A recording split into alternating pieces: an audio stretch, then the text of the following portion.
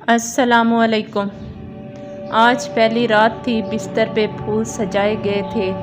नबीला और कामरान की शादी हुई थी। शादी बहुत धूमधाम से की गई। नबीला बेड पे बैठी थी, कैमरामैन तस्वीरें बना रहा था। वो कभी दाएं सर कर रही, कभी बाएं तरफ। सब लोग नए थे, हर चेहरा अजनबी था। कामरान पास बैठा था। सब मोहल्ले वाले दुल्हन देखने आए हुए थे। हर नज़रें झुकाए बैठी हुई थी। रात के 12 बज चुके थे। वो बहुत थक चुकी थी, भूख से बुरा हाल था। सब चले गए, दरवाज़ा बंद हुआ। कामरान नबीला के पास बैठा। आप ऐसा करें, चेंज कर ले, थक गई होंगी। नबीला ने ड्रेस चेंज किया। भूख से उसकी हालत गैर हो रही थी, लेकिन क्या कर सकते थे। कामरान को उसकी थकन से क्या वास्ता था। वो मोहब्बत भरी बातें कहाँ करना चाहता था। नबीला को अपनी मर्दानगी का रोब डालते हुए बोला, देखो, मुझे तमाशे अच्छे नहीं लगते, मेरी बातें कान खोल कर। अस्सलामुअलैकुम। आज पहली रात थी, बिस्तर पे फूल सजाए गए थे। नबीला और कामरान की शादी हुई थी। शादी बहुत धूमधाम से की गई। नबीला बेड पे बैठी थी, कैमरामैन तस्वीरें बना रहा था। वो कभी दाएं सर कर रही, कभी बाएं तरफ। सब लोग नए थे, हर चेहरा अजनबी। शादी के दिन गुजर गए, हाथ में झाड़ू, मुकद्दर में किचन लिख दिया। नबीला की जिठानी उनके रिश्तेदार थी, लेकिन ये गैरों से ब्याह कर गई थी। नबीला खाना बनाना, साफ सफाई करना, कपड़े बर्तन सब काम।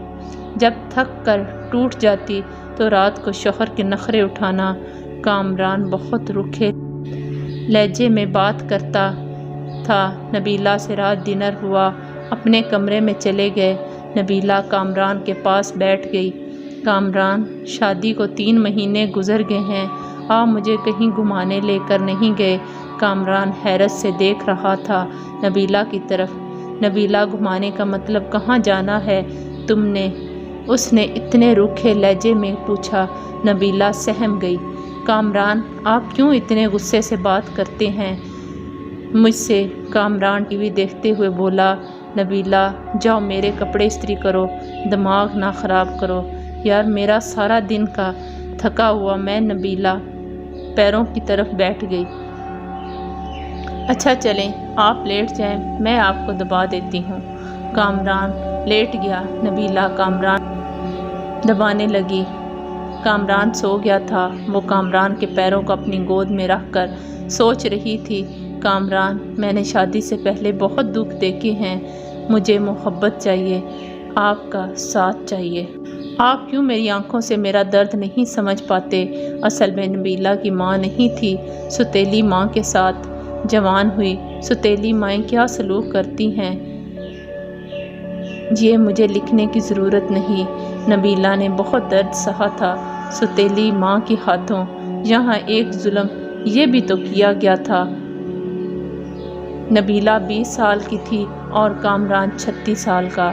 जैसे नबीला से जान छुड़ाई थी, इन लोगों ने वो कदमों के साथ लपेटी हुई अपने हमसफ़र से एहसास की भीख सी मांग रही थी। सुबह वो फजर के नमाज से पहले जाग जाती। नाश्ता बनाना सब के लिए उसका ज़िम्मा था। वो अना दर्द किसी पे हया ना होने देती। वो बस अपने घर में आबाद होना चाहती थी।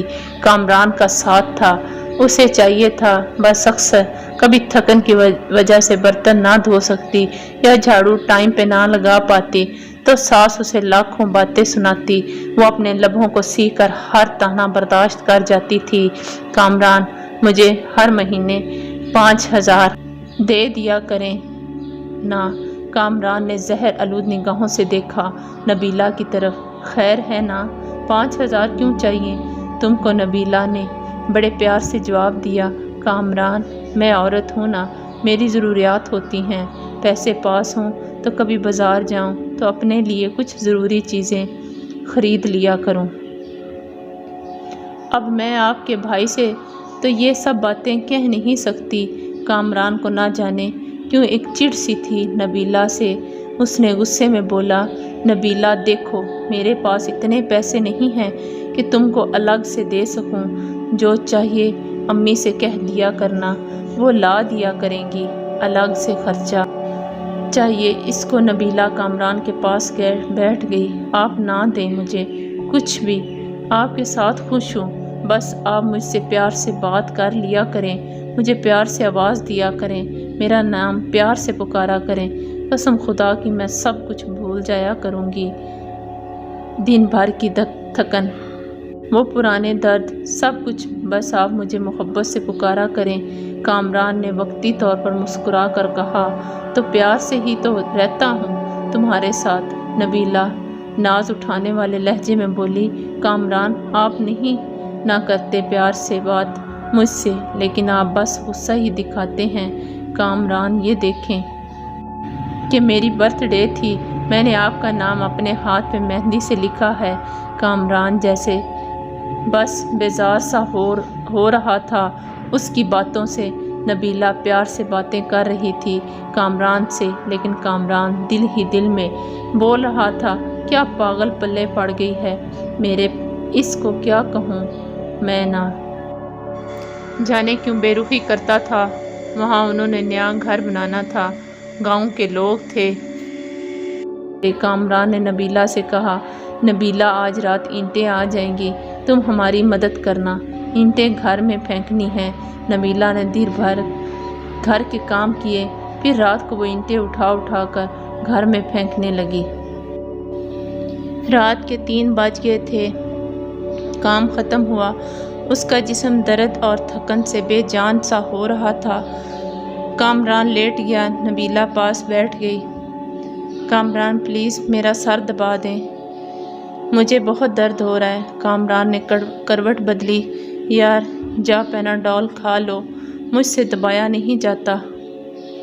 وہ بستر پہ لیٹ گئی، نہ جانے کیوں آنکھوں سے آنسو بہنے لگے، وہ رو رہی تھی، اس کو بہت درد ہو رہا تھا، وہ منہ پہ ہاتھ رکھ کر سانس روکنے کی کوشش کر رہی تھی۔ کامران پاس سویا ہوا تھا، وہ درد سے سو نہ سکی۔ فجر کی اذان ہونے لگی کہ اس کی آنکھ لگ گئی۔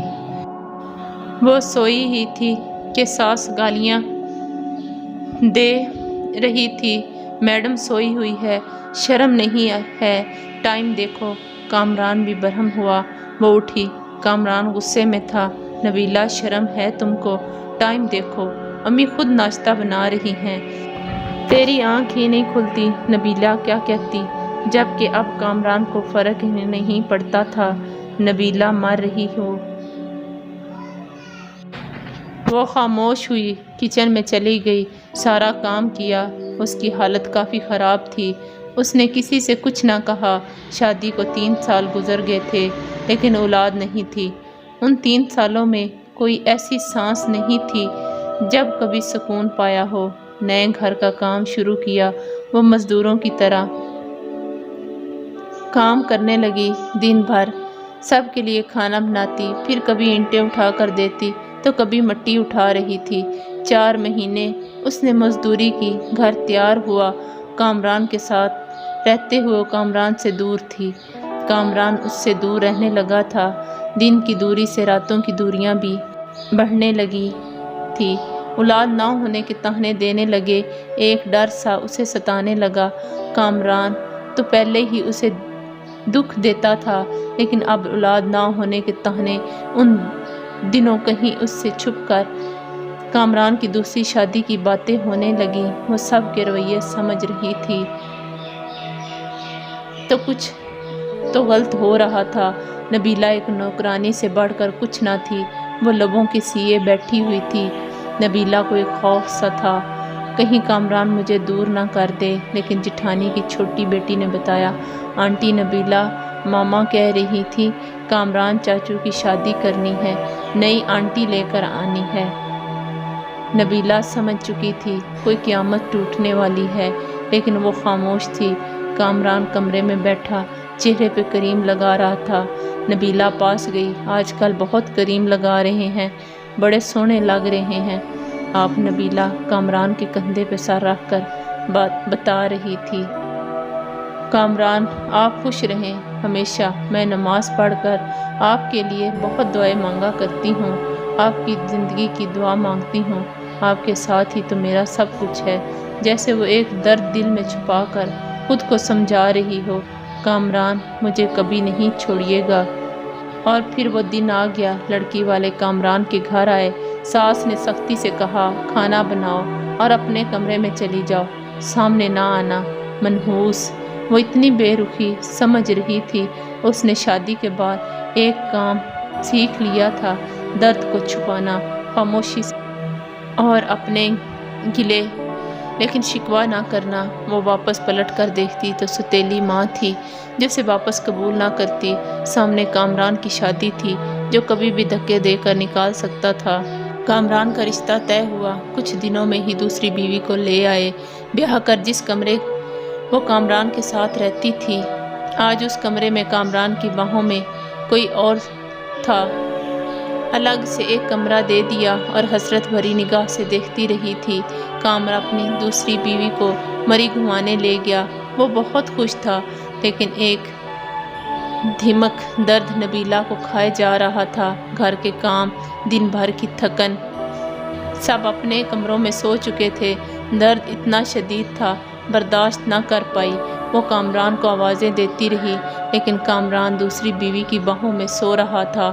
وہ زمین پر گر گئی، تڑپنے لگی، نہ جانے کتنی آوازیں دی تھی اس نے، اور آخر وہ سکون کی نیند سو گئی، وہ دنیا چھوڑ گئی تھی۔ صبح ساس گالیاں دے رہی تھی، کمینی آج بھی نہیں اٹھی ناشتہ بنانے کے لیے۔ کامران نے آواز دی، امی نبیلہ کو بولو ہمارا ناشتہ ہمارے کمرے میں بھیج دے۔ ماں نے گالی دی، اور وہ منحوس سوئی ہوئی ہے، ابھی تک سونے دو، آج اسے کوئی نہ جگائے۔ اس کے کمرے میں دوپہر کا وقت ہو رہا تھا، سب اپنے کاموں میں مصروف تھے، لیکن ابھی تک نبیلہ کمرے سے باہر نہیں آئی تھی۔ آخر ساس کمرے میں گئی، دیکھا نبیلہ اونھے منہ زمین پہ پڑی تھی۔ ساس نے شور مچا دیا، سب اکٹھے ہو گئے، دیکھا وہ اکڑ چکی تھی۔ اس کی لاش کو چارپائی پہ ڈالا، اس کے آنسو ابھی تک آنکھوں میں تھے، اچانک سے کیسے مر گئی، ان لوگوں نے اسے دفنا دیا۔ جنازہ ہوا، کوئی آنکھ تک نہ روئی۔ ایک دن اس کے کمرے کی صفائی کرتی کامران کی دوسری بیوی نے دیکھا، کچھ رپورٹ اور دوائیاں تھیں۔ اس کمرے میں وہ دیکھ کر حیران ہوئی، اس کو برین ٹیومر تھا۔ نہ جانے کب سے وہ یہ درد سہ رہی تھی۔ ایک ڈائری بھی لکھ رکھی تھی جہاں وہ اپنے درد لکھا کرتی تھی۔ اس کی ڈائری کے کچھ جملے، کامران مجھ سے روٹھا روٹھا رہتا ہے، میری طرف دیکھتا نہیں، آج میں نے سارا دن مزدوری کی، کامران نے مجھے ٹھنڈا پانی پلایا، میں بہت خوش ہوئی۔ کامران کہتا ہے میں بہت اچھی ہوں، لیکن پھر بھی پتہ نہیں کیوں مجھ سے دور رہتا ہے۔ آج میں اس کے لیے تیار ہوئی تھی، خود کو سنوارا تھا، لیکن پاگل نے ایک بار بھی میری طرف نہیں دیکھا۔ پھر میں ناراض بھی نہیں ہوئی، وہ بہت ڈانٹتا ہے، کچھ کہوں تو مجھے جان لیوا بیماری ہے، لیکن میں کامران کو نہیں بتاؤں گی، وہ پریشان ہو جائیں گے۔ ہمارا گھر بن کر تیار ہو گیا، میں نے اپنا کمرہ بہت سجایا، کامران کی شادی کر رہے ہیں، مجھے گھر سے نکالا تو کہاں جاؤں گی، میرا تو کوئی ہے بھی نہیں، بس نوکرانی بن کر مرنے تک یہیں رہوں گی۔ کامران اپنی دلہن سے بہت پیار کرتا ہے، اسے برگر لا کر دیا، میں نے کہا مجھے بھی لا دو، کہتا ہے تم برتن دھو، جا دماغ نہ خراب کرو، میرا بھلا، میں نے برگر ہی تو مانگا تھا۔ آج صبح سے میری سانس رک رہی ہے، ایسے لگ رہا ہے میرا وقت قریب آ گیا۔ کاش کامران کی باہوں میں مر سکتی، کاش کامران میرا درد سمجھتا، مجھے سینے سے لگاتا، میں سکون سے مر جاتی۔